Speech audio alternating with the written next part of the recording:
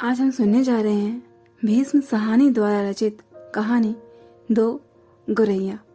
तो आइए सुनते हैं इस कहानी को।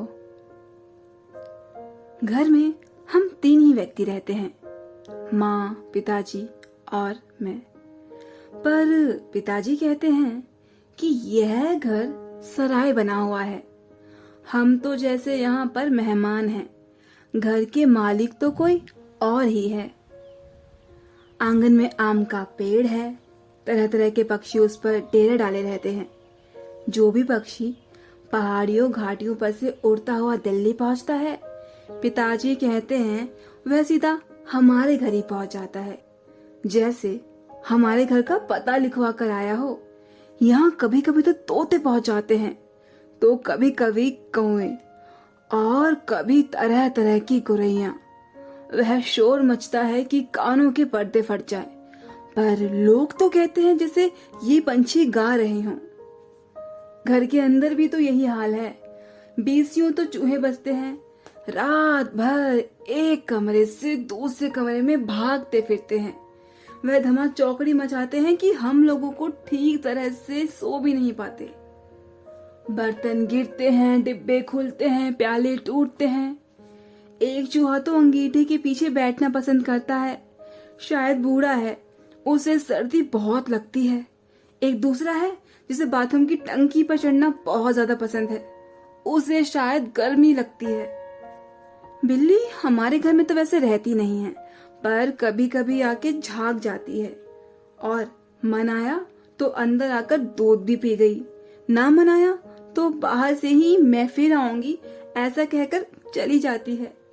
शाम पड़ते ही दो तीन चमगादड़ कमरों के आर पार पर फैलाए कसरत करते हुए दिखाई देते हैं।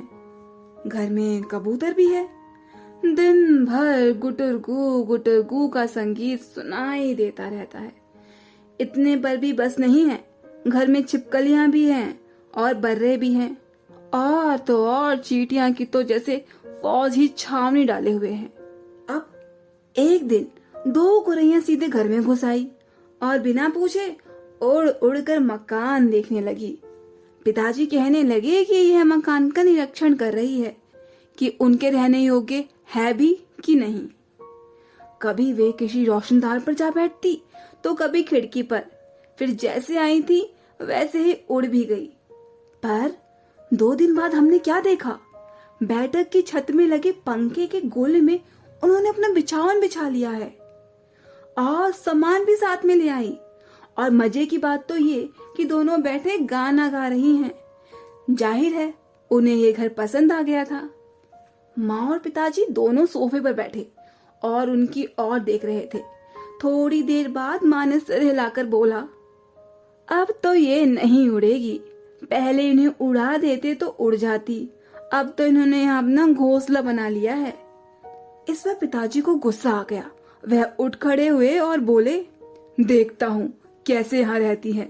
गुरैया मेरे आगे चीज क्या है, मैं अभी इसे निकाल बाहर फेंकता हूँ। छोड़ो जी, चूहों को तो निकाल नहीं पाए थे, अब चिड़िया को क्या निकालोगे, माँ ने व्यंग्य करते हुए बोला। उस समय माँ कोई बात व्यंग्य में करती थी तो पिताजी उबल पड़ते थे।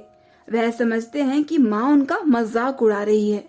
वह फौरन उठ खड़े हुए और पंखे के नीचे जाकर जोर जोर से तालियां बजाई और मुंह से श्श कहा। बाहें झुलाए फिर खड़े खड़े कूदने लगे, कभी बाहें झुलाते कभी शश करते। गोरैया ने घोंसले में से सिर निकालकर नीचे की ओर झांक कर देखा और दोनों एक साथ चींची चींची करने लगे, और यह देखकर माँ खिलखिलाकर हंसने लगी।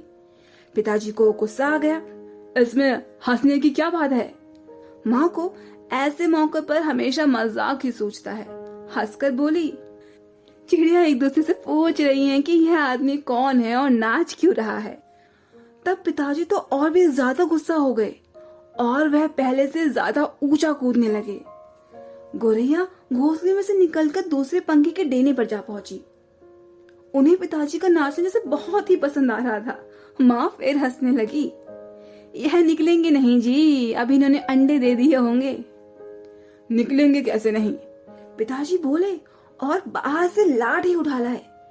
इसी बीच गोरैया फिर घोंसले में जा बैठी थी। उन्होंने लाठी ऊंची उठाकर पंखे के गोले को टकोरा। ची ची ची करती गोरैया उड़कर पर्दे के डंडे पर जा बैठी। इतनी तकलीफ करने की क्या जरूरत थी, पंखा चला देते तो उड़ जाती।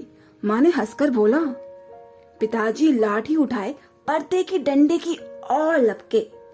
एक गोरैया उड़कर किचन के दरवाजे पर जा बैठी, दूसरी सीढ़ियों वाले दरवाजे पर। माँ फिर हंस दी। तुम बड़े समझदार हो जी, सभी दरवाजे खुले हैं और तुम एक गोरैया को बाहर निकाल रहे हो। एक दरवाजा खुला छोड़ो, बाकी दरवाजे बंद कर दो, तभी ये निकलेंगे। आप पिताजी ने मुझे झिझक कर कहा।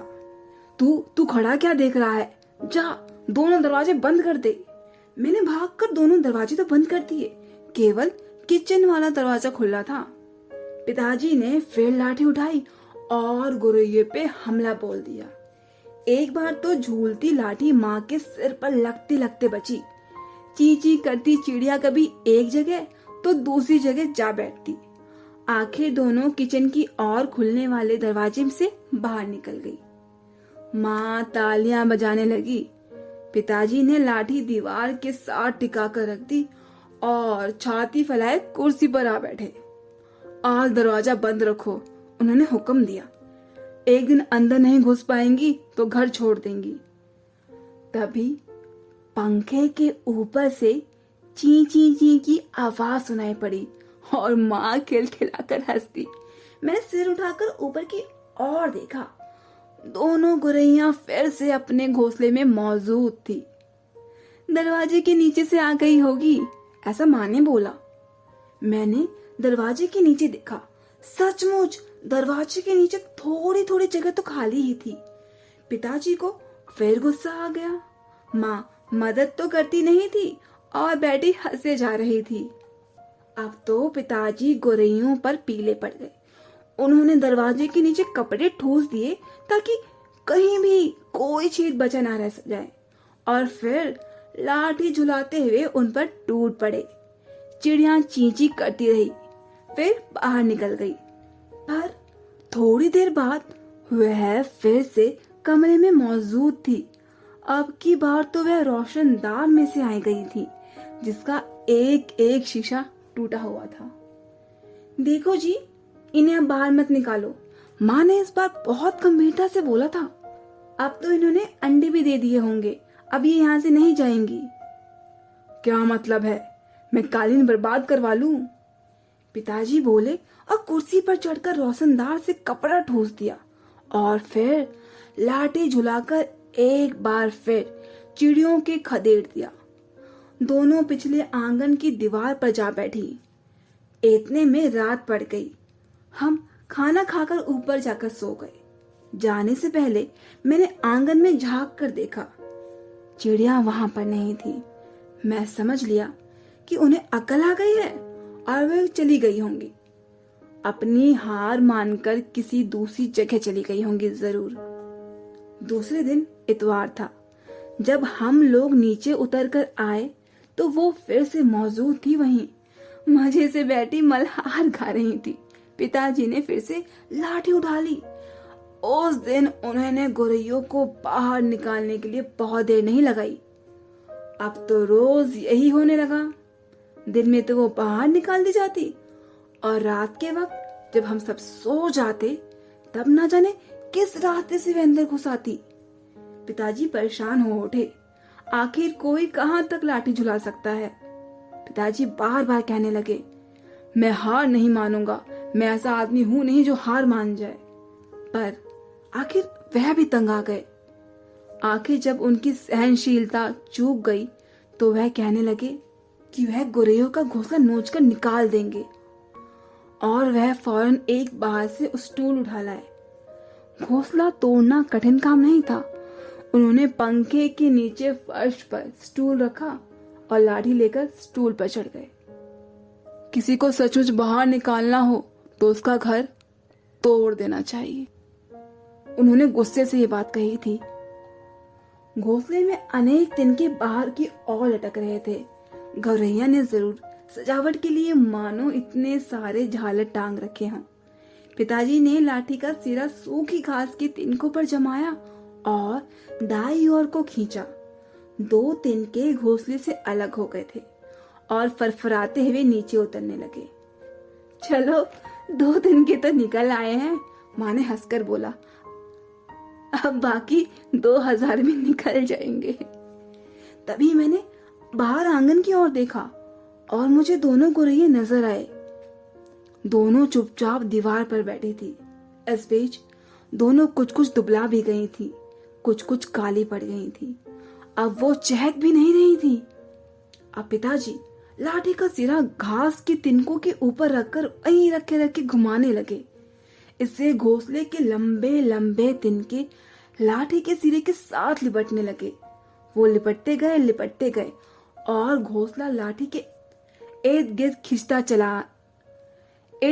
खिंचता चला आने लगा। फिर वह खींच कर लाठी के सिर के इर्द गिर्द लपेटा जाने लगा।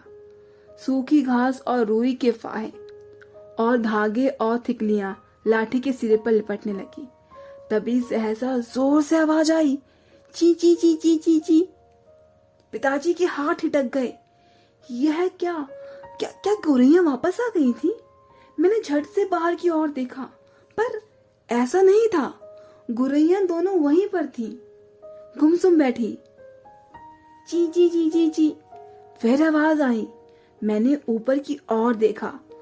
पंख के गोले के ऊपर से नन्ही नन्ही गोरैया सिर निकाले नीचे की ओर देख रही थी और चींची किए जा रही थी। अभी भी पिताजी के हाथ में लाठी थी और उस पर लिपटा घोंसले का बहुत सा हिस्सा था। नन्ही नन्ही 2 गोरैया वे अभी भी झांक रही थी और चींची करके मानो अपना परिचय दे रही हो कि हम आ गए हैं, हमारे माँ बाप कहाँ हैं। मैं अवाक उनकी ओर देखता रहा। फिर मैंने देखा कि पिताजी स्टूल पर से नीचे उतर आए हैं और घोंसले के तिनके से लाठी निकालकर उन्होंने लाठी को एक और रख दिया और चुपचाप कुर्सी पर आकर बैठ गए। इस बीच माँ कुर्सी पर से उठी और सभी दरवाजे खोल दिए। नन्ही चिड़िया अब भी हाफ कर चिल्लाए जा रही थी और अपनी माँ बाप को बुला रही थी। उनके माँ बाप छत से उड़कर अंदर आ गए और चींची करते हुए उनसे जा मिले और उनकी नन्ही नन्ही चोंचों में चुग्गा डालने लगे। माँ, पिताजी और मैं उनकी ओर देखते रहे। कमरे में फिर से शोर होने लगा था, पर अब की बार पिताजी उनकी ओर देख कर केवल मुस्कुरा रहे थे।